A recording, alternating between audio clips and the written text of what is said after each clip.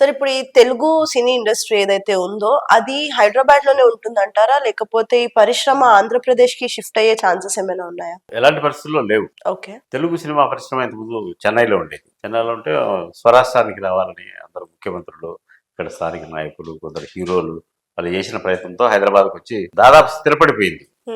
ఇక్కడ స్థిరపడిన తర్వాత రాష్ట్ర విభజన జరిగింది. రాష్ట్ర విభజన జరగక ముందు తెలుగు సినిమా అక్కడికి వెళ్ళిపోవాల్సిందే, తెలంగాణ సినిమా మాత్రం ఇక్కడ ఉంటుంది అనే వాదం మొదలైంది. దాని మీద ఉద్యమాలు చేశారు, కొన్ని సంఘాలు పెట్టుకున్నారు. తెలంగాణ డైరెక్టర్స్ అసోసియేషన్, తెలంగాణ నిర్మాతల మండలి, ఇట్లా కొన్ని వెలిసినాయి. ప్రభుత్వం ఏర్పడిన తర్వాత ప్రభుత్వం దాన్ని సీరియస్ గా తీసుకోలేదు. ఎందుకంటే ఈ తలమానికం లాంటిది కదా గ్లామర్ సినిమా పరిశ్రమ, దీన్ని వదులుకోవాలని ఎందుకు అనుకుంటారు?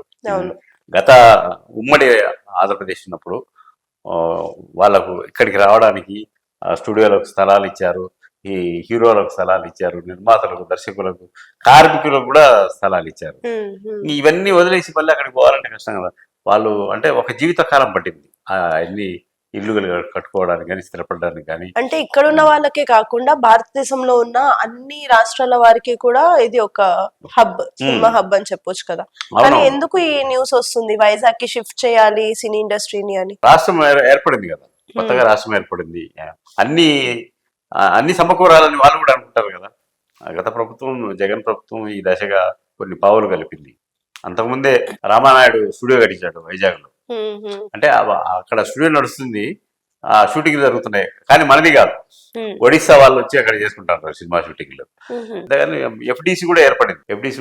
దానికి చైర్మన్ ఉన్నాడు, అన్ని ఉన్నాడు. అయితే తెలుగు సినిమా అంటే హైదరాబాద్ లోనే సెన్సార్ అవుతుంది. సినిమా నిర్మాణానికి కావాల్సిన ఇన్ఫ్రాస్ట్రక్చర్ మొత్తం ఉంది.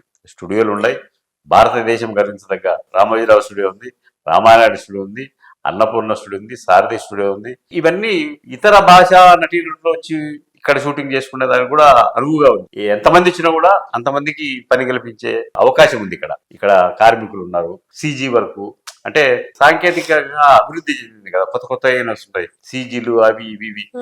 వాటికి సంబంధించిన స్టూడియోలు అన్ని ఇక్కడ ఉన్నాయి. ఇంతకుముందు అయితే చెన్నైకి వెళ్ళేవాళ్ళం, పాటలు రికార్డింగ్ కావాలని కూడా చెన్నైకి వెళ్ళేవాళ్ళం. ఇప్పుడు లేదు, ఇప్పుడు అన్ని మనకు సమపాలలో అన్ని ఉన్నాయి. దాంతో పాటు టెక్నీషియన్స్ కూడా ఉన్నారు ఇక్కడ. ఎవరు కార్మికులు కానీ, టెక్నీషియన్స్ కానీ అందరూ అందుబాటులో ఉన్నారు, దగ్గరలో ఉన్నాయి. మొత్తం హైదరాబాద్, సికింద్రాబాద్ మొత్తం కలిపి ఒక సినిమా హబ్ గా చెప్పుకోవచ్చు. ఎక్కడంటే ఎక్కడ షూటింగ్లు అన్ని బాగా నడుస్తున్నాయి, ఇన్ఫ్రాస్ట్రక్చర్ ఉంది. మరి ముఖ్యంగా చెప్పాలంటే వాతావరణం, హైదరాబాద్ లో ఉండే వాతావరణానికి అలవాటు పడ్డ వాళ్ళు అక్కడికి వెళ్ళలేరు. ఆంధ్ర నుంచి ఇక్కడికి వచ్చి సెటిల్ అయ్యి ఉద్యోగాలు చేసుకుంటున్న వాళ్ళు కూడా ఊరికి పోతే 2 రోజులు 3 రోజుల కంటే ఉండరు. అబ్బా స్వెట్టింగ్ ఉంది, అది ఉంది, ఇది ఉంది, అన్ని రకరకాల. అంటే ఇక్కడ సమతూకంగా ఉంటది వాతావరణం, కొంచెం హ్యూమిడిటీ ఎక్కువ ఉంటది. సముద్ర తీర ప్రాంతాలు, అసలు విజయవాడ, మంగళగిరి అక్కడికి వెళ్ళిపోతే చెమటతో నానిపోతారు అనమాట.